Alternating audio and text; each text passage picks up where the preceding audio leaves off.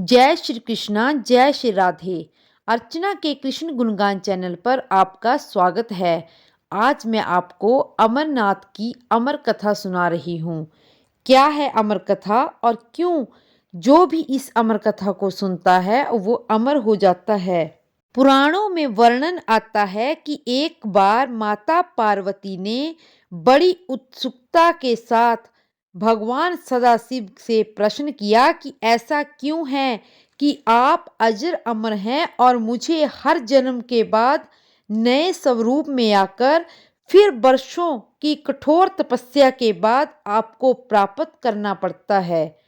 जब मुझे आपको ही प्राप्त करना है तो फिर मेरी ये तपस्या क्यों, मेरी इतनी कठोर तपस्या क्यों होती है और आपके कंठ में पड़ी हुई ये नरमुंडों की माला किस लिए है तथा आपके अमर होने का कारण क्या है। महादेव ने पहले तो माता को इस गूढ़ रहस्य को बताना उचित नहीं समझा, परंतु माता की स्त्री हट के आगे उनकी एक न चली। तब महादेव शिव को माँ पार्वती को अपनी साधना अमर कथा, जिसे हम अमृतत्व की कथा के रूप में मानते हैं, इसी परम पावन अमर गुफा में सुनाई गई थी।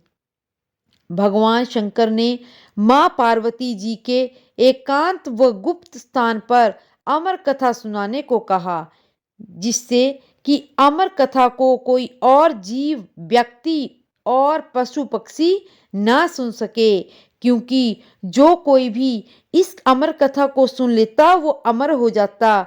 इस कारण शिव जी मां पार्वती को लेकर किसी गुप्त स्थान की ओर चल पड़े। सबसे पहले भगवान भोले ने अपनी सवारी नंदी को पहलगाम पर छोड़ दिया। इसलिए बाबा अमरनाथ की यात्रा पहलगाम से शुरू करने का बोध होता है। आगे चलने पर शिवजी ने अपनी जटाओं से चंद्रमा को चंदनवाड़ी में अलग कर दिया और गंगा जी को पंचतरणी में और कंठाभूषण सर्पों को शेषनाग पर छोड़ दिया। इस प्रकार इस पड़ाव का नाम शेषनाग पड़ा। आगे की यात्रा में अगला पड़ाव गणेश टाप पड़ता है। इस स्थान पर बाबा ने अपने पुत्र गणेश को भी छोड़ दिया, जिसको महागुणा पर्वत भी कहा जाता है। पीसू घाटी में पीसू नामक कीड़े को भी त्याग दिया। इस प्रकार महादेव ने अपने पीछे जीवनदायिनी पांचों तत्वों को अपने से अलग कर दिया। इसके साथ मां पार्वती संग एक गुफा में प्रवेश कर गए। कोई व्यक्ति, पशु या पक्षी गुफा के अंदर प्रवेश कर अमर कथा को ना सुने, इसलिए शिवजी ने अपने चमत्कार से गुफा के चारों ओर अग्नि प्रज्वलित कर दी। फिर शिव ने पार्वती माँ को कथा सुनाना आरंभ कर दिया। कथा सुनते ही पार्वती माँ को नींद आ गई और वो सो गई, जिसका शिव भगवान को पता नहीं चला।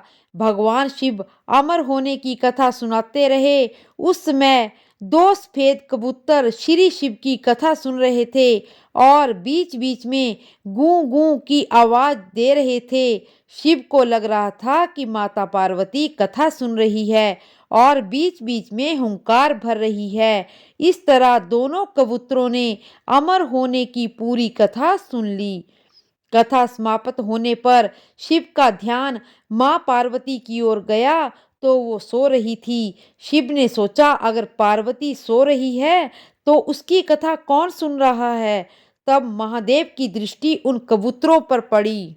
महादेव उन कबूतरों पर क्रोधित हुए और उन्हें मारने के लिए तत्पर हुए। इस प्रकार कबूतरों ने शिव से कहा कि हे प्रभु, हमने आपसे अमर होने की कथा सुनी है। यदि आप हमें मार देंगे तो आपकी अमर होने की कथा झूठी हो जाएगी। इस पर शिव जी ने कबूतरों को जीवित छोड़ दिया और उन्हें आशीर्वाद दिया कि तुम सदैव इस स्थान पर शिव पार्वती के प्रतीक चिन्ह के रूप में निवास करोगे। अतः वो कबूतरों का जोड़ा अजर अमर हो गया। माना जाता है कि इन कबूतरों के दर्शन यहाँ प्राप्त होता है। इस तरह से यह गुफा अमर कथा की साक्षी हो गई और उसका नाम अमरनाथ की गुफा पड़ा, जहां गुफा के अंदर भगवान शंकर के निर्मित शिवलिंग के रूप में विराजमान हैं। पवित्र गुफा में मां पार्वती के अलावा गणेश के भी अलग बर्फ से निर्मित प्रतिरूपों के दर्शन किए जा सकते हैं। इस पवित्र गुफा की खोज के बारे में पुराणों में भी एक कथा प्रचलित है कि एक बार एक गडरिये को एक साधु मिला, जिसने उस गडरिये को कोयले से भरी हुई एक बोरी दी, जिसे गडरिया अपने कंधे पर लादकर अपने घर को चल दिया। घर आकर उसने बोरी खोली तो वो आश्चर्यचकित हो गया, क्योंकि कोयले की बोरी में अब सोने की सिक्के भर चुके थे। इसके बाद गडरिया साधु से मिलने व आशीर्वाद लेने के लिए उसी स्थान पर गया जहां पर वो साधु मिला था, परंतु वो साधु उसे वहां नहीं मिला, बल्कि उसी जगह उसे एक गुफा दिखाई दी। गडरिया जैसे ही उस गुफा के अंदर गया तो वहां उसने देखा कि भगवान भोले शंकर बर्फ के बने शिवलिंग के आकार में स्थापित थे।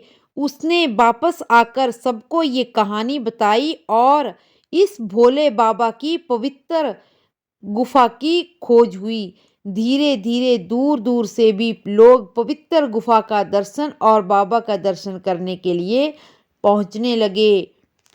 इसी तरह की और कथाएं सुनने के लिए मेरे चैनल को लाइक, शेयर और सब्सक्राइब करें और कमेंट बॉक्स में जय श्री कृष्णा अवश्य लिखें।